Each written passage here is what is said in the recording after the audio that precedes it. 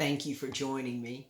I'm going to be reading the Earth class notes written by the 12th Apostle entitled Water on Earth.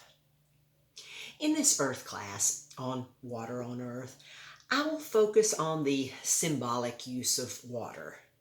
Remember, water is a symbol of judgment on earth and is truly necessary for all the temporal survival of all mortality on altered earth. And our mortal bodies are 60% water, revealing the vital importance of the intake of water. But extreme care should be taken regarding the purity of the water you drink, like the information you take in and believe, especially on very important subjects. So, in this context, I will now share the important symbols of water on earth in three illustrations that Jesus provided for us in his brief mortal life here. Number one is the turning water into wine, as recorded in John's Gospel record, where on the third day of his formal ministry in Israel, Jesus and his disciples were invited to a marriage of family friends in Cana of Galilee, about 8 miles from Nazareth, where Nathanael had just asked Philip, his friend, "Can there any good thing come out of Nazareth?" And Philip said unto him, "Come and see." John 1:46. When Nathanael met Jesus, who had been in other areas of the world, Jesus complimented Nathanael when he said unto him, "Behold, an Israelite indeed, in whom is no guile," meaning no willful deception. John 1:47.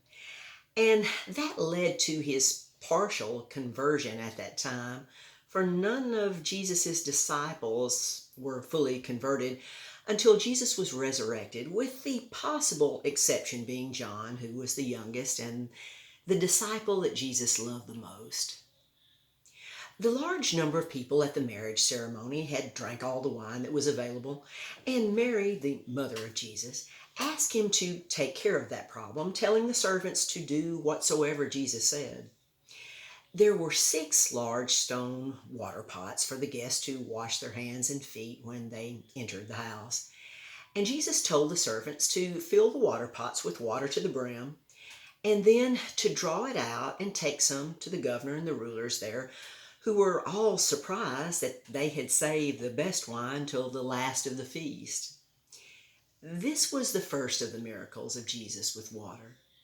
The symbolism in this was that the water represented the fallen, unclean, mortal body of man on altered earth, as the 6 stone water pots are the number of man, and the fact Jesus turned the unclean water into good, new wine represents what obedient belief in Jesus and true conversion can do to each responsible human soul here.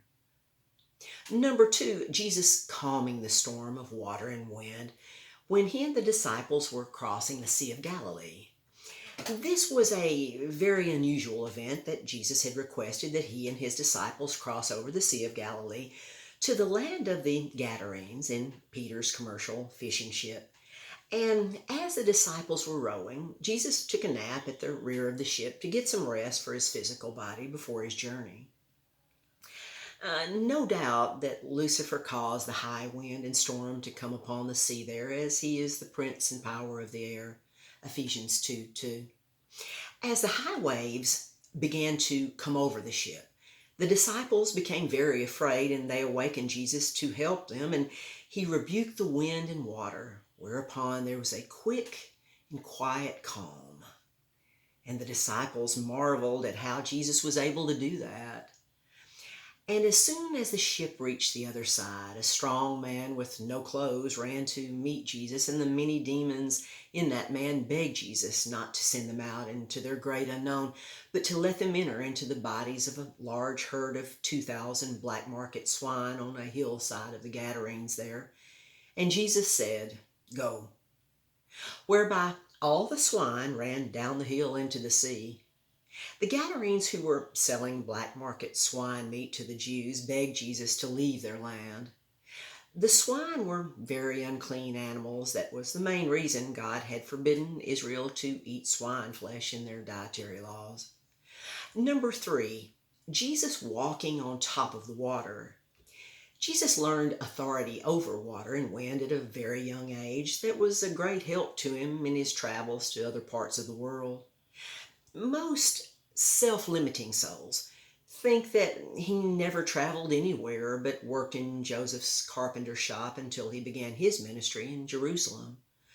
Stoic tradition can be devastating to the human soul's unlimited potential. The truth is that Jesus used conventional means of travel to other continents of the world beginning when he was about 13. And that is why it took him so many years to do so, and no one in Jerusalem knew him when he began his ministry there when he was 40 for 3 years. That led to his crucifixion by the Stoic traditional religious leaders there. He was buried in a new stone-sealed tomb where his mortal body was resurrected on the third Jewish day, whereupon he told his disciples to go ye into all the world and preach the gospel to every creature. Mark 16:15. The remaining 11 disciples, who were later called apostles, did not do what Jesus had told them to do about going into all the world and preach the gospel. That led him to recall the rich young ruler, Saul of Tarsus, that required a blinding light to get Saul's attention on the road to Damascus. Saul, with his name being later changed to Paul, wrote 14 of the 27 New Testament letters in the biblical record.